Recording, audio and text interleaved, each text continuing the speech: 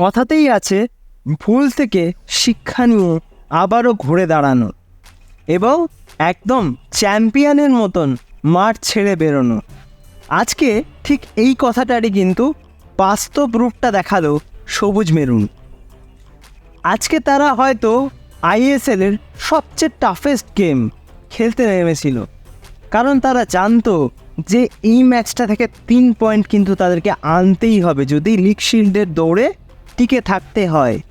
এরকম একটা প্রেশার, এরকম একটা টেনশন সমস্ত মোহনবাগান সমর্থকদের মধ্যে যেমন কাজ করে, তেমন কিন্তু প্রত্যেকটা প্লেয়ারের মধ্যেও কাজ করে। এই টেনশন, এই ধরনের একটা প্রেশার নিয়েও এই রকম একটা ম্যাচ খেলা যায়, সত্যি সেটা হয়তো মোহনবাগান সুপার জায়ান্টসকে না দেখলে বুঝতে পারতাম না। প্রথম হাফের শুরু থেকেই কিন্তু বেঙ্গালুরু এফসি একটু রাফ খেলতে চেষ্টা করছিল। তারা কিন্তু বেশ ফিজিক্যাল ফুটবল খেলারও চেষ্টা করেছে এবং সবুজ মেরুনের তরফ থেকেও কিন্তু প্রথমার্ধে প্রথম 30-35 মিনিট বেশ কিছু ভুল ভ্রান্তি আমরা দেখেছি। কিন্তু ম্যাচের টার্নিং পয়েন্টটা কিন্তু হয়ে যায় ওখানেই, অর্থাৎ প্রথমার্ধে সুনীল ছেত্রী কিন্তু একটা পেনাল্টি আদায় করে নেন এবং সেই পেনাল্টিটা কিন্তু মিসও করেন। আর এই সমস্ত ভুল ভ্রান্তি থেকে শিক্ষা নিয়ে দ্বিতীয়ার্ধে সবুজ মেরুন যে খেলাটা দেখালো, সিম্পলি আউটস্ট্যান্ডিং বললেও কিন্তু কম বলা হবে। সেকেন্ড হাফের ফুটবলটা দেখে মনে হচ্ছিল ফার্স্ট হাফে একটা অন্য সবুজ মেরুনকে দেখলাম, সেকেন্ড হাফে আরও একটা অন্য সবুজ মেরুনকে দেখছি, যারা আরও বেশি ক্ষিপ্ত, যাদের মধ্যে জেতার খিদেটা আরও অনেক বেশি রয়েছে। আর এটা কিন্তু কখনোই একজন প্লেয়ারের ইন্ডিভিজুয়াল ব্রিলিয়েন্সি দিয়ে হয় না। এই ধরনের খেলা খেলতে গেলে দরকার হয় দলগত সঙ্গতি, অর্থাৎ টিম গেম, যেটা কিন্তু আজকে সেকেন্ড হাফ জুড়ে পুরোটাই দেখা গেছে সবুজ মেরুনের খেলায়। কাকে ছেড়ে কার কথা বলি বলুন তো? দিমিত্রি পেত্রাতস, আজকে হয়তো তিনি গোল পাননি, বাট তিনি যে চান্সগুলো ক্রিয়েট করেছেন এবং তিনি যে অসাধারণ একটা শট করেছিলেন না, যেটা গুরপ্রীত সিং সান্ধু সেভ করে দিল, ওইটা যদি গোল হতো আমার মনে হয় আইএসএলের one of the best goal কিন্তু ওইটাই ছিল। তারপর অনিরুদ্ধ থাপা, অনেক দিন পর কিন্তু সেই চেনা পুরনো অনিরুদ্ধ থাপাকে দেখতে পেলাম মাঝমাঠে। অভিষেক সূর্যবংশী এবং অনিরুদ্ধ থাপা জাস্ট অসাধারণ। অভিষেককে নিয়ে নতুন করে আর কি বলবো, এই ছেলেটা তো প্রত্যেকটা ম্যাচেই দুর্দান্ত ফুটবল খেলছে, মানে যত দিন যাচ্ছে মুগ্ধ করছে সমস্ত ভারতীয় ফুটবল ফ্যানেদের এই ছেলেটার খেলা। এবং আজকে একটা ডচ করলো, মানে আউটস্ট্যান্ডিং, ভীষণ ভালো লেগেছে ওর খেলা দেখে।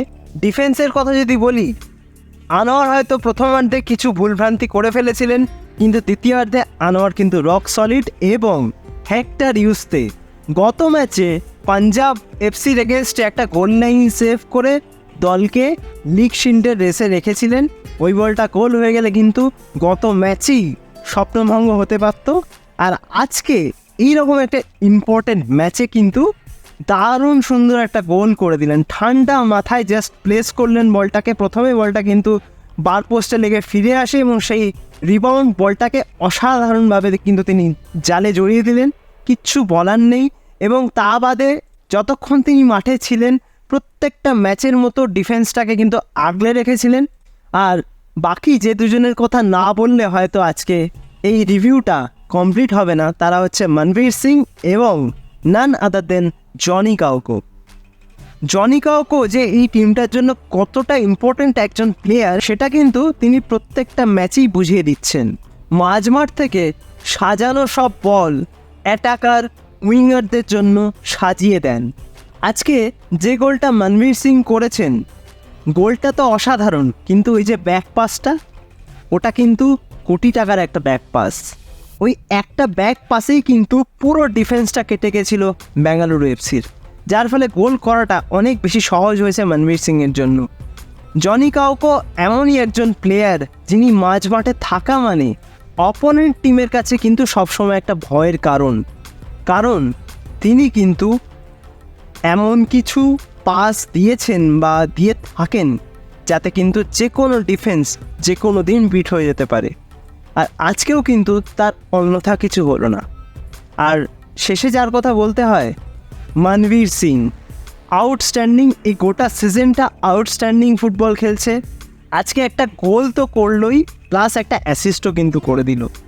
ওই যে প্রথমেই বললাম যে কারোর ইন্ডিভিজুয়াল ব্রিলিয়েন্সি দিয়ে একটা দুটো ম্যাচে হয়তো জয় পাওয়া যায়, কিন্তু গোটা টুর্নামেন্টে ভালো খেলতে গেলে একটা টিম হিসেবে খেলতে হয়, সেটা কিন্তু আজকে আবারও দেখা গেল। বিশালকেও কিন্তু আজকে অনেক বেশি কনফিডেন্ট লেগেছে, অনেক বেশি আত্মবিশ্বাসী লেগেছে গত ম্যাচগুলোর তুলনায়। একদম এররলেস একটা ফুটবল খেলার কিন্তু চেষ্টা করেছে। আজকে কিন্তু সাইড লাইনে ছিলেন না কোচ অ্যান্তোনিও লোপেজ হাবাস, তার পরিবর্তে আজকেও কিন্তু দায়িত্বে ছিলেন সেই ম্যানুয়েল ক্যাসকেলেনা। তিনি কিন্তু একদম রাইট টাইমে রাইট মুভগুলো আজকেও করলেন, অর্থাৎ প্রথমার্ধে কাট খাওয়া 3জন প্লেয়ারকে কিন্তু তিনি তুলে নিলেন যাতে আর কোনো রিস্ক তাদের জন্য অপেক্ষা না করে থাকে। হেক্টর, আমান এবং অভিষেক এদেরকে কিন্তু সাবস্টিটিউট করে যে চেঞ্জেসগুলো করলেন একদম অন স্পট চেঞ্জ করলেন। এবং আজকের ম্যাচে প্রথম থেকে কিন্তু আমানদীপকে সুযোগ করে দিয়েছিলেন কোচ খেলার জন্য। এইরকম একটা প্রেশার ম্যাচে, এরকম একটা হাই ভোল্টেজ ম্যাচে একজন ইয়াংস্টার, ভারতীয় ইয়াংস্টার যেটুকু সুযোগ পেয়েছে তাতে কিন্তু নিজেকে উজাড় করে দেওয়ার চেষ্টা করেছে। আরও বেশি সুযোগ পেলে আমানদীপ হয়তো ভবিষ্যতে আরও ভালো ফুটবল খেলবে এবং সেটা কিন্তু আখেরে ভারতীয় ফুটবলের জন্যই খুব ভালো খবর হতে চলেছে। আর এবার সামনে তাহলে কারা রইল? Mumbai City FC. Mumbai City এফসিকে হারাতে পারলেই কিন্তু কাঙ্ক্ষিত সেই লক্ষ্য পূরণ হয়েই যাবে। তবে শেষে যে কথাটা বলবো, মুম্বাই সিটি এফসি যতটা অবলীলাক্রমে ওডিশা এফসির সাথে খেলেছিল, সবুজ বেলুনের সঙ্গে খেলাটা কিন্তু অতটাও সোজা হবে না।